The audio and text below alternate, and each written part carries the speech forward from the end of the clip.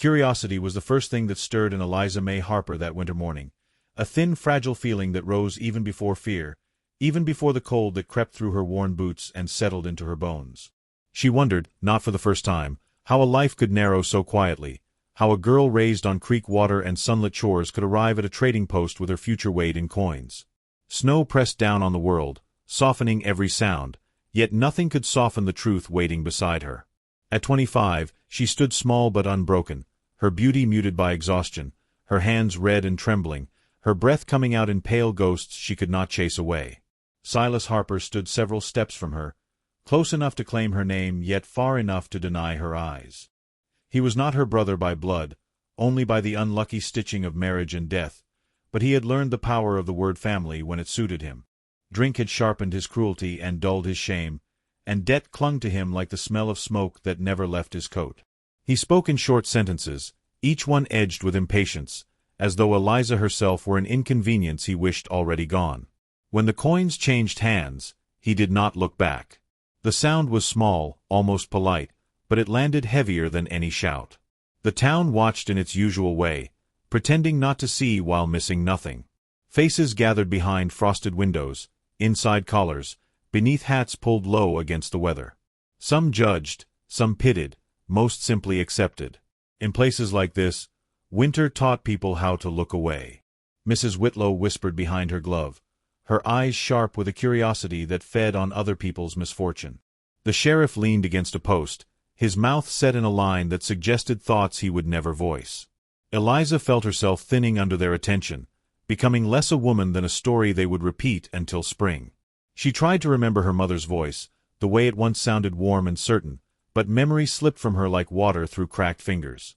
Fear took its place, steady and cold. She did not cry. Tears required hope, and hope felt dangerous here. The wind tugged at her coat, exposing a wrist bruised by hard work and harder days. She wondered if this was what it meant to disappear, not all at once, but piece by careful piece. That was when the mountain man arrived, not with drama, but with weight. His horse moved slow and sure through the snow, hoofs finding ground where others would have faltered. He dismounted without hurry, tall and broad-shouldered, his coat thick with use rather than display. At 31, Caleb Rowan carried himself like a man who had learned patience from stone and weather. His beard was dark, his eyes steady, and there was a quiet authority about him that did not ask for permission. People made space without realizing they had done so. Caleb had a reputation that traveled ahead of him. He owned land high in the mountains, timber and trapping lines, a cabin built by his own hands. Some called him wealthy, though he rarely touched money. Others called him strange, because solitude unsettled them. He spoke little, listened much, and paid his debts in full. That morning, his gaze moved past Silas and rested on Eliza, not lingering on her beauty, but on the tension in her shoulders, the way she held herself as if bracing for a blow that had not yet come. Silas straightened, sensing opportunity. Words spilled from him, rehearsed and hollow, describing Eliza as one might describe a tool, useful and uncomplaining. Caleb listened without interruption, his face unreadable. When the talking ended, silence filled the space, deep and uncomfortable. Snow continued to fall, indifferent to the transaction unfolding beneath it. Then Caleb stepped forward. His boots left clear prints where others had scuffed the ground. He did not raise his voice. He did not look at Silas when he spoke. "You're my wife now," he said, as if stating a fact that had simply been waiting to be acknowledged.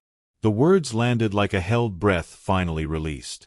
Silas blinked, startled, relief and greed crossing his face in quick succession. The exchange that followed was brief, almost merciful in its simplicity. Eliza felt the moment tilt, not toward safety exactly, but toward something unknown. Caleb turned to her then, meeting her eyes for the first time. There was no claim in his expression, no triumph. Only expectation, and something like respect. She hesitated, her heart pounding loud enough to drown out reason. Marriage, even this sudden version of it, meant survival.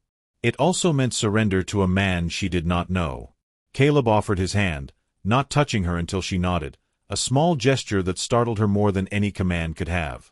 She took it and followed him toward the waiting horse.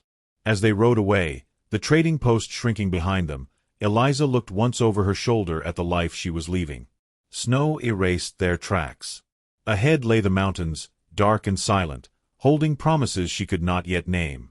Curiosity returned, cautious but alive, whispering that this ending was only a beginning still unfolding slowly. The mountain rose around them like a patient witness, its slopes heavy with snow and silence, and Eliza felt the world narrow again, though this time not with fear but with focus. Caleb rode ahead, guiding the horse with gentle pressure, never once urging it faster than her breath could keep. When they reached the cabin, dusk had already begun its slow descent, blue shadows settling into the trees. The home itself was sturdy and plain, built low against the wind, smoke lifting softly from the chimney as if to announce warmth rather than claim it. Caleb dismounted first and offered his hand again, waiting until she accepted before helping her down. Inside, the air smelled of pine and clean ash. Everything had its place, not from pride but from care. Caleb showed her where to sit, where water could be found, where bread waited beneath a cloth. He spoke little, yet his silence was not empty. It left room for her to breathe. Eliza realized she was still holding herself tight, as though the mountain might demand payment the way the town had.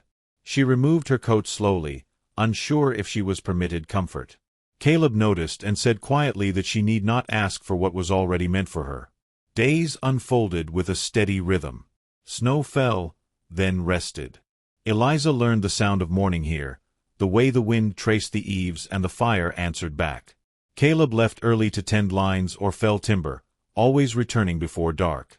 He did not question her past or ask for gratitude. Instead, he fixed what was broken when he noticed it, mended her torn boot without remark, and placed an extra blanket near her chair when the nights grew colder. Each small act chipped away at the armor she had worn so long she had forgotten it was not part of her skin.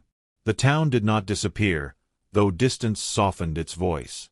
Whispers traveled upward like smoke, carried by visitors who came with excuses and left with stories. Mrs. Whitlow arrived one afternoon under the guise of neighborly concern, her eyes scanning the cabin with thinly veiled judgment. She spoke of Eliza's luck, of the strange fortune that had placed her here, implying debts that could never be repaid. Eliza felt old shame stir, a reflex she had learned well. Before she could answer, Caleb set down his tools and stood beside her, close enough that his presence anchored her. He did not argue or defend.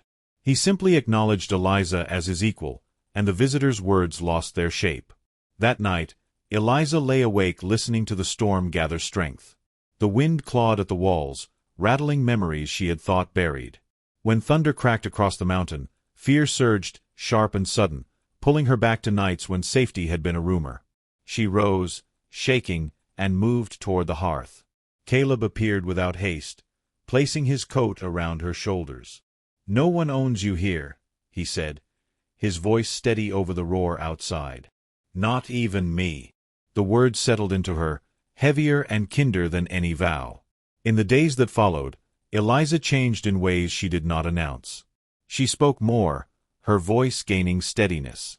She chose tasks, learned the land, and found joy in competence.